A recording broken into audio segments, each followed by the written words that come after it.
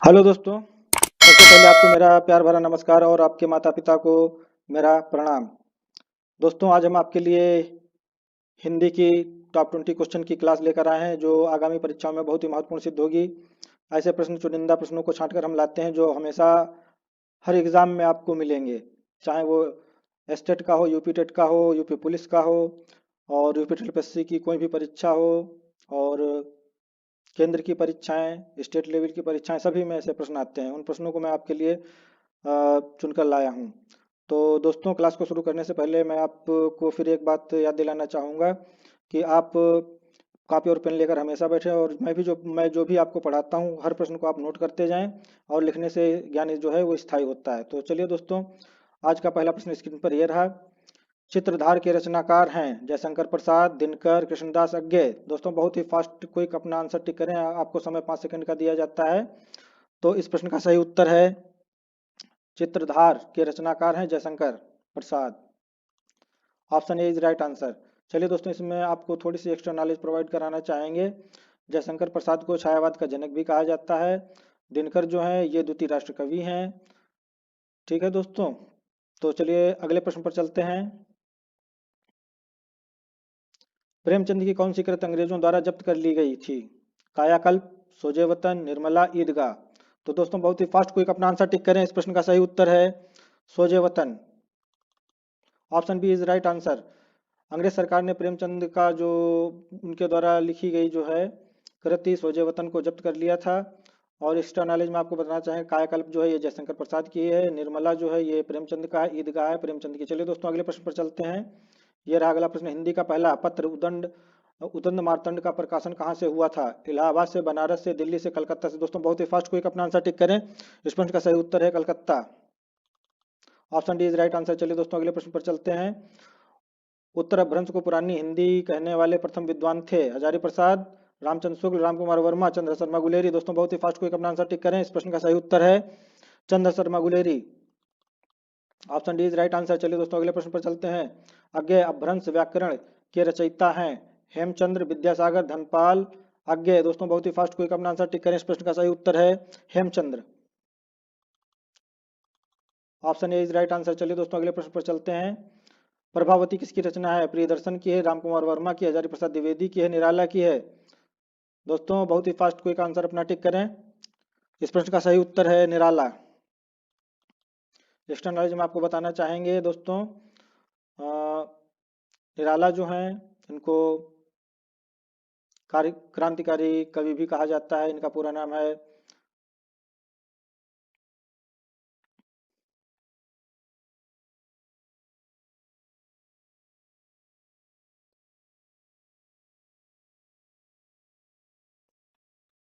तो दोस्तों, इस प्रश्न का प्रभावती किसकी रचना है? प्रभावती जो रचना है निराला की है। ठीक है, इनको क्रांतिकारी कवि कहा जाता है। चलिए दोस्तों, अगले प्रश्न पर चलते हैं। साहित्य का मर्म के रचनाकार हैं? महावीर प्रसाद द्विवेदी हैं, श्रीधर पाठक हैं, हजारी प्रसाद द्विवेदी हैं, जयशंकर प्रसाद हैं। दोस्तों, बहुत ही फास्ट क्विक अपना आंसर टिक करें। इस प्रश्न का सही उत्तर है Hazari Prasad Dwivedi. Option C is right answer. चलिए दोस्तों, अगले प्रश्न पर चलते हैं और इसमें अगले प्रश्न पर चलने से पहले आपको थोड़ी सी एक्स्ट्रा नॉलेज आपको प्रोवाइड कराना चाहेंगे। महावीर प्रसाद द्विवेदी जो हैं, द्विवेदी युग का नाम किसके नाम पर नामकरण हुआ था? महावीर प्रसाद द्विवेदी के नाम पर ही द्विवेदी युग का नामकरण हुआ था। और जयशंकर प्रसाद जो हैं इन्हें छायावाद का जनक कहा जाता है। चलिए दोस्तों, अगले प्रश्न पर चलते हैं। यह रहा अगला प्रश्न। भारत में बुनियादी शिक्षा की नींव किसने डाली थी? रामधारी सिंह दिनकर ने, जयशंकर प्रसाद ने, रानी लक्ष्मीबाई ने, महात्मा गांधी ने। दोस्तों, बहुत ही फास्ट क्विक अपना आंसर टिक करें। इस प्रश्न का सही उत्तर है Mahatma Gandhi ji. Option D is right answer. चलिए दोस्तों, अगले प्रश्न पर चलते हैं। यह रहा अगला प्रश्न। काला और बूढ़ा चांद किसकी रचना है? धर्मवीर भारती की है, जयशंकर प्रसाद की है, सुमित्रानंद पंत की है, हजारी प्रसाद की है। दोस्तों, बहुत ही फास्ट क्विक आंसर अपना टिक करें। इस प्रश्न का सही उत्तर है Sumitranandan Pant. Option C is right answer. दोस्तों, जयशंकर प्रसाद को छायावाद का जनक कहा जाता है। तो चलिए, और इनकी रचना है झरना और कंकाल है, इरावती है, तितली है। तो चलिए दोस्तों, अगले प्रश्न पर चलते हैं। खलिक बारी किसकी रचना है? नरपति की है, स्वयंभू की है, खुसरो की है, जयशंकर प्रसाद की है। दोस्तों, बहुत ही फास्ट क्विक आंसर टिक करें 5 सेकंड के अंदर आप। इस प्रश्न का सही उत्तर है Khusro. Option C is right answer. इनको हिंदी का तोता भी कहा जाता है, तोते हिंद, हिंदी का तोता अमीर खुसरो। चलिए दोस्तों अगले प्रश्न पर चलते हैं। ये रहा अगला प्रश्न। खड़ी बोली के सर्वप्रथम लोकप्रिय कवि कौन माने जाते हैं? रामधारी सिंह दिनकर, सूर्यकांत त्रिपाठी निराला, मैथिली शरण गुप्त हैं, अयोध्या सिंह उपाध्याय हरिऔध हैं। दोस्तों बहुत ही फास्ट कोई अपना आंसर टिक करें। इस प्रश्न का सही उत्तर है Ayodhya Singh Upadhyay Hariaudh. Option D is right answer. चलिए दोस्तों इसमें थोड़ी सी एक्स्ट्रा नॉलेज आपको प्रोवाइड कराना चाहेंगे। मैथिली शरण गुप्त को प्रथम राष्ट्र कवि कहा जाता है और क्रांतिकारी कवि सूर्यकांत त्रिपाठी निराला को कहा जाता है और रामधारी सिंह दिनकर जो है ये द्वितीय राष्ट्र कवि हैं। चलिए दोस्तों अगले प्रश्न पर चलते हैं। हिंदी प्रदीप के यशस्वी संपादक का नाम राधा कृष्ण गोस्वामी, महावीर प्रसाद द्विवेदी, बालकृष्ण भट्ट हैं, अंबिका दत्त व्यास हैं। दोस्तों बहुत ही फास्ट क्विक आंसर अपना टिक करें। इस प्रश्न का सही उत्तर है Balkrishna Bhatt. Option C is right answer. चलिए दोस्तों अगले प्रश्न पर चलते हैं। निम्नलिखित में प्रेम वाटिका किसकी रचना है? रहीमदास की है, तुलसीदास की है, रसखान की है, केशवदास की है। दोस्तों बहुत ही फास्ट क्विक आंसर अपना टिक करें। इस प्रश्न का सही उत्तर है Raskhan. Option C is right answer. दोस्तों अगले प्रश्न पर चलते हैं। ये रहा अगला प्रश्न स्क्रीन पर। आपका घर किस शहर में है? उस शहर का नाम संज्ञा का कौन सा भेद सूचित करता है? जातिवाचक संज्ञा है, व्यक्तिवाचक संज्ञा है, जातिवाचक संज्ञा है, समूहवाचक संज्ञा है, भाववाचक संज्ञा है। दोस्तों बहुत ही फास्ट कोई आंसर टिक करें। आपका घर किस शहर में है? उस शहर का नाम संज्ञा का कौन सा भेद सूचित करता है? व्यक्तिवाचक संज्ञा, जातिवाचक संज्ञा, समूहवाचक संज्ञा, भाववाचक संज्ञा। दोस्तों बहुत ही फास्ट कोई अपना आंसर टिक करें। इस प्रश्न का सही उत्तर है व्यक्तिवाचक संज्ञा। Option A is right answer. दोस्तों इसमें एक्स्ट्रा नॉलेज में आपको थोड़ी सी जानकारी प्रोवाइड कराना चाहेंगे कि व्यक्तिवाचक संज्ञा जो है जहाँ पर किसी का नाम दिया होता है वहाँ पर व्यक्तिवाचक संज्ञा होती है और जहाँ पर नाम नहीं दिया होता है जैसे पहाड़ है, बालक है, लड़का है, जानवर है, पक्षी है, तो ये जातिवाचक हो गई। समूहवाचक में जहाँ ज्यादा लोग हों जैसे अंगूर का गुच्छा है, सेना हो गई, सभा हो गई, ये समूहवाचक संज्ञा हो गई। भाववाचक संज्ञा में भाव उत्पन्न होता है जैसे बुढ़ापा और मिठास और इस टाइप के बचपना, ये भाव प्रकट होता है, वहां पर भाववाचक संज्ञा होती है। चलिए दोस्तों अगले प्रश्न पर चलते हैं। निम्नलिखित में कौन सा युग्म गलत है? अवधी पूर्वी हिंदी, भोजपुरी पूर्वी हिंदी, ब्रजभाषा पश्चिमी हिंदी, खड़ी बोली पश्चिमी हिंदी। दोस्तों बहुत ही फास्ट क्विक आंसर अपना टिक करें। इस प्रश्न का सही उत्तर है भोजपुरी पूर्वी Hindi. Option B is right answer. चलिए दोस्तों अगले प्रश्न पर चलते हैं। दोस्तों यदि आपको हमारी वीडियो पसंद आ रही हो तो इस वीडियो को ज़्यादा से ज़्यादा लाइक करें, शेयर करें, सब्सक्राइब करें और बेल आइकन को जरूर दबाएं। तो दोस्तों अगले प्रश्न का उत्तर हम देते हैं। निम्नलिखित में से अर्धस्वर है या, पा, रा, ला। तो इस प्रश्न का सही उत्तर है या, ये अर्धस्वर में है।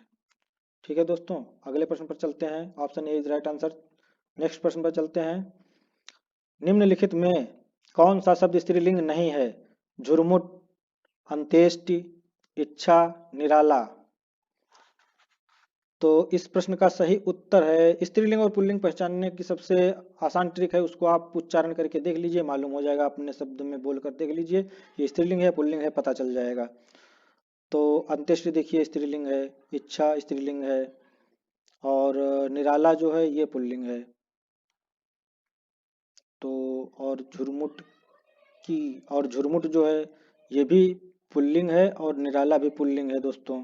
तो ये ऑप्शन ए और ऑप्शन डी दोनों जो हैं ये पुल्लिंग हैं। तो इस प्रश्न का सही उत्तर ए भी है और डी भी है। Option D is right answer. चलिए दोस्तों अगले प्रश्न पर चलते हैं। निम्नलिखित में से जातिवाचक संज्ञा कौन सी है? लड़का, सेना, श्याम, दुख। दोस्तों बहुत ही फास्ट क्विक आंसर अपना टिक करें। इस प्रश्न का सही उत्तर है लड़का। Option A is right answer. जातिवाचक में जाति दी होगी, एक ही होगी, लड़का लड़की है और जैसे पशु हैं, पर्वत है, इस टाइप का। सेना जो है ये समूहवाचक है, श्याम व्यक्तिवाचक है। और चलिए दोस्तों अगले प्रश्न पर चलते हैं। ये रहा आज के प्रैक्टिस सेट का सेकंड लास्ट क्वेश्चन। पीकर कोयल अपने में जाकर बैठ गई, रिक्त स्थान की पूर्ति करनी है। नीर नीर है, नीड नीड है, नीर नीड है, नीड नीर है। दोस्तों बहुत ही फास्ट क्विक आंसर अपना टिक करें। इस प्रश्न का सही उत्तर है नीर नीड, नीर नीड। Option C is right answer. क्योंकि नीर नीर मीन्स जल, जल पीकर जो है नीर पीकर कोयल अपने नीड़ पेड़ में जाकर बैठ गई। ठीक है दोस्तों, अगले प्रश्न पर चलते हैं। ये रहा आज के प्रैक्टिस सेट का हमारा अंतिम प्रश्न। निम्नलिखित विकल्पों में शुद्ध है परधन अधीन, परधन अधीन, परधन अधीना, पराधन अधीन, पराधन अधीन। दोस्तों बहुत ही फास्ट क्विक आंसर टिक करें इसका। इस प्रश्न का सही उत्तर है पर धन अधीन, पर धन अधीन।